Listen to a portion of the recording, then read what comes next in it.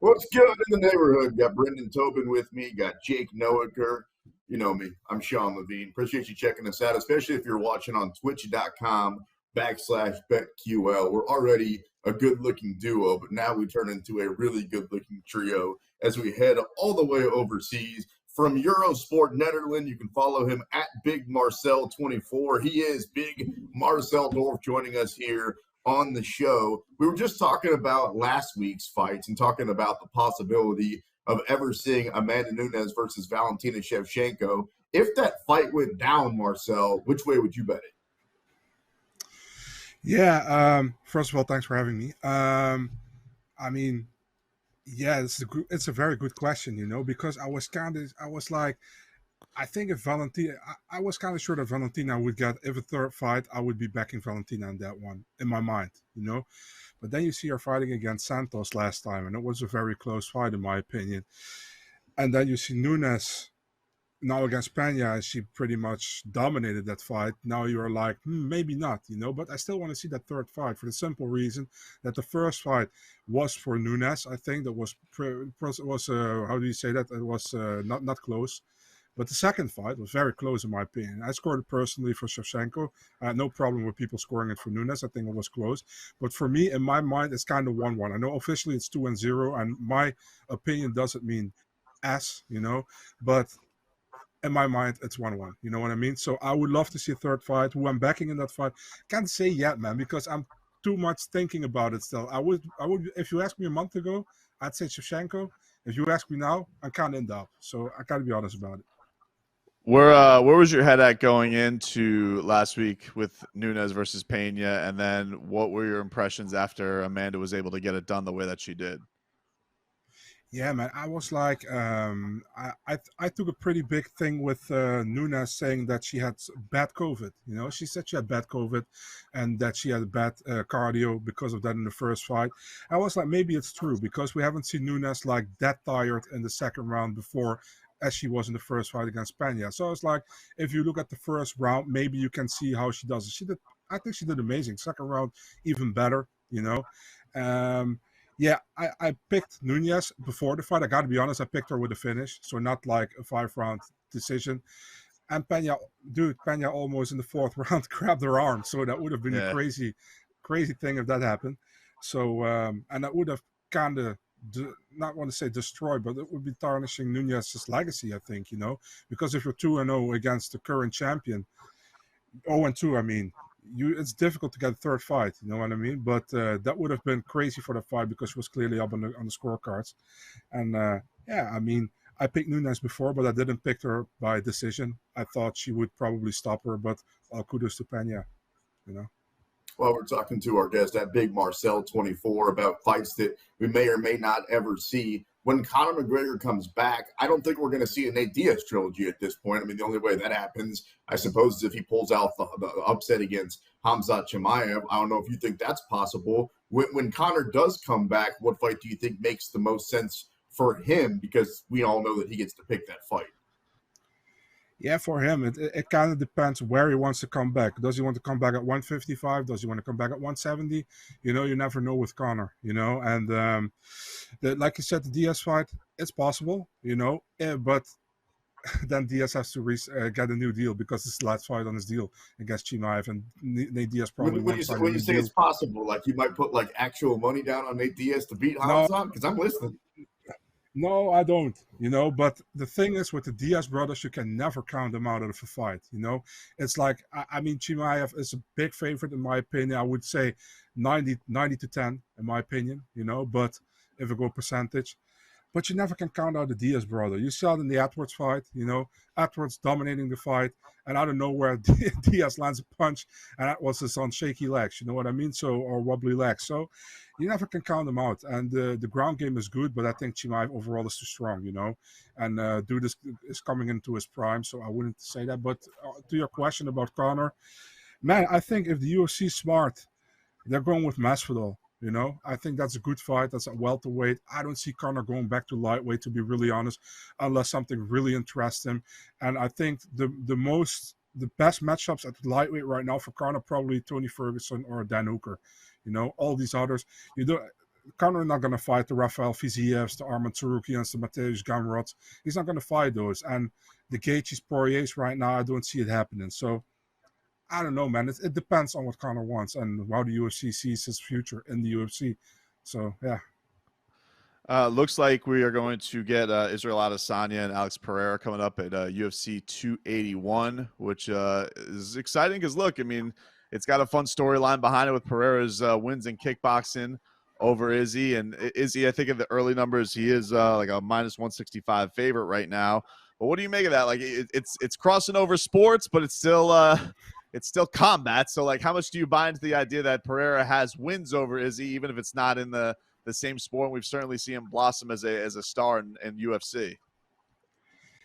I think it's a completely different matchup in MMA, but on the other hand, I think it's in between Israel's mind. You know, he knows he fought twice against Alex, came up short twice. Got to say, in the first fight it was close.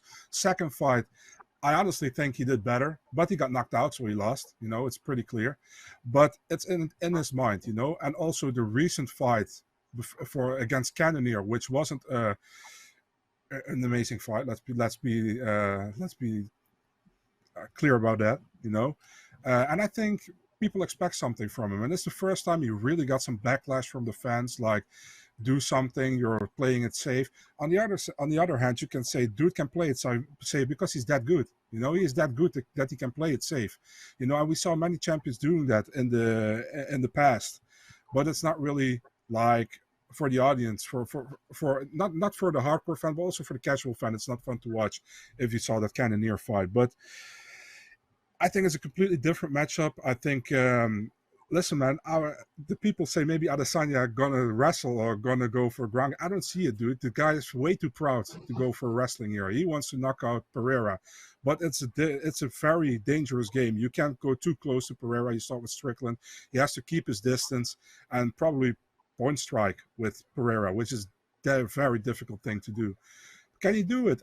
Maybe. You know, maybe. I wouldn't be surprised. You know, Adesanya. Listen, I know Adesanya.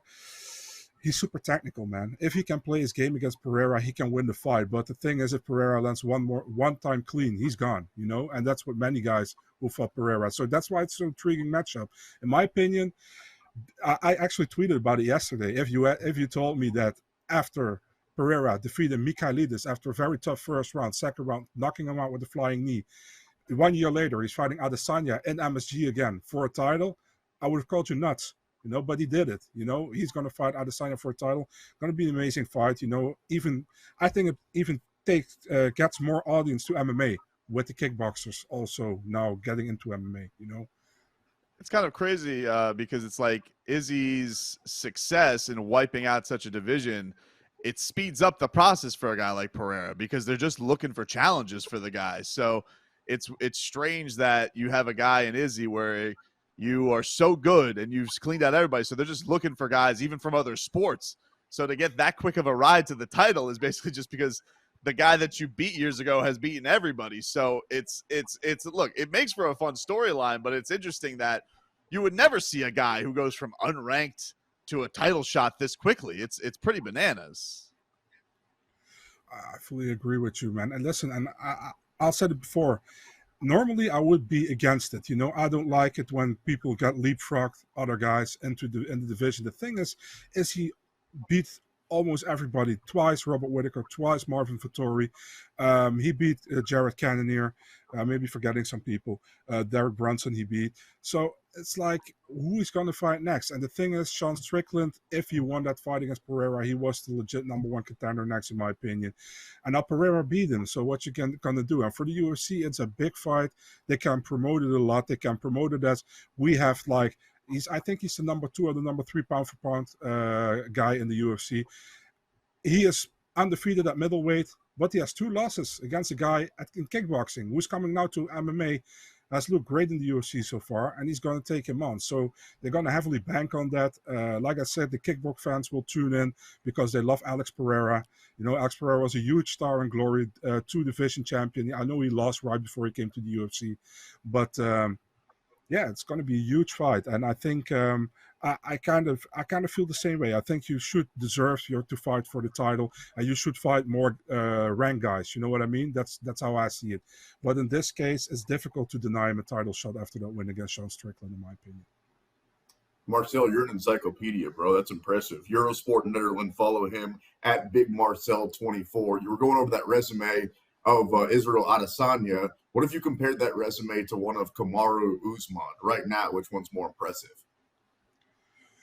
Oh man, it's actually difficult. You know, I think the thing with Kamaru Usman is that he fought like he defeated. I'm still super impressed with how he defeated Woodley. Remember, I think everybody was like, Woodley is Division 1 All-American or whatever, you know, and Kamaru was under that, you know, and everybody was like, Kamaru is good, but he's not on Woodley's level, and Kamaru completely dominated Woodley. It was super impressive, in my opinion.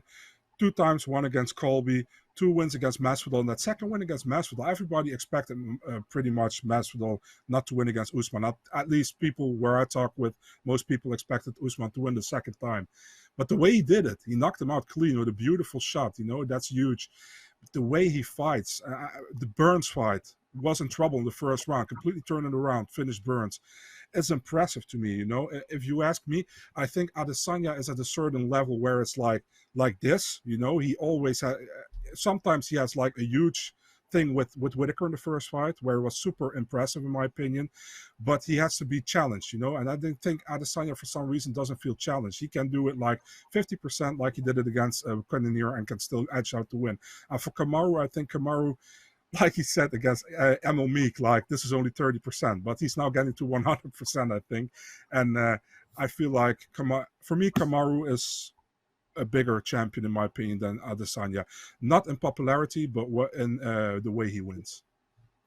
Yeah, it's kind of crazy to think about how mad Dana White was off of that Meek performance, saying the 30% thing, and now he is championing him as maybe the best welterweight of all time. Like it's funny when you're promoting a guy how much that stuff can flip. Do you see any way for Leon another rematch that he's got to take on, but it's years apart? Like, what intrigues you about this in a couple of weeks when they'll square off again? Yeah, I think Leon deserved a rematch, you know, but I got to be really honest with you.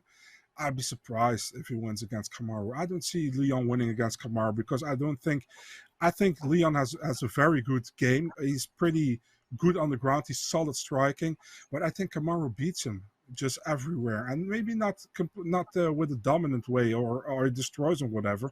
I think it will be competitive, but I think Kamaru is just overall better. You know what I mean? I think his wrestling is stronger. You know, I think his stand-up is coming together very nice as well as of lately, the last 2 years, couple of 2 years. You know, so for me, I think Kamaru wins. That's what I think. But if it's going to happen, never know. You know, I always say it's MMA. I'm not never saying like it's going to 100% happen because you never know. You know.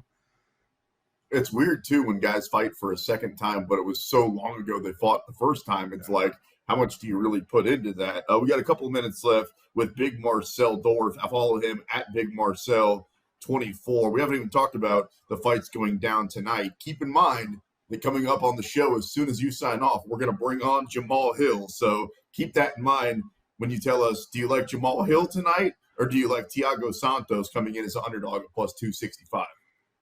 First of all, I respect both the guys a lot. You know, Jamal Hill, I actually interviewed him like 3 days ago. Super cool guy, you know, and I think he's a big talent in the division. I picked him to win by first round knockout. I don't say that because he's after me on the show, but I'm just honest. I think that's going to happen. Santos hasn't been the same after coming back off that injury after he lost to John Jones in a close fight. You know, I think he only won against Walker, which was a very lopsided decision win, not very good, you know. Hasn't looked at Santos like the killer we known before, you know. And maybe this fight it comes back, but I don't think so, you know. Jamal Hill, still young in the sport, I think. He looks good. 2 quick knockouts last time against Jimmy Crute and against Johnny Walker. Dude is impressive, you know, and he has everything in his arsenal to get far in the sport, I think. So this is for him the next step. If he wins this one, he takes the 6th spot of Santos, you know, and he's be in the mix with the contenders in the light heavyweight division. So I'm picking Jamal Hill here by a first round knockout. That's my prediction. Me too. That's what I'm picking. I like it. Marcel Dorff from Eurosport Nederland. Follow him at Big Marcel24. Thank you, brother. You were great today. We'll bring you back on very, very soon. Appreciate your time. Thank you so much for having me, man. I really appreciate it, and see you guys later. Thank you so much. He is at Big Marcel24. Marcel Dorff joining us here on Tapped Out. It's crazy because I like checking off names of people that I've never met. I never met a Marcel. I didn't know they existed. The only Marcel that I'd ever heard of was Marcel the monkey from Friends. You're looking at me like you got like a brother named Marcel. You know Marcel? You know what? I don't. Yeah, okay. Yeah, now I have That's what I Marcel. thought. You know, Big Marcel. Blatant lies from Brendan Tobin. You're locked into the BetQL network.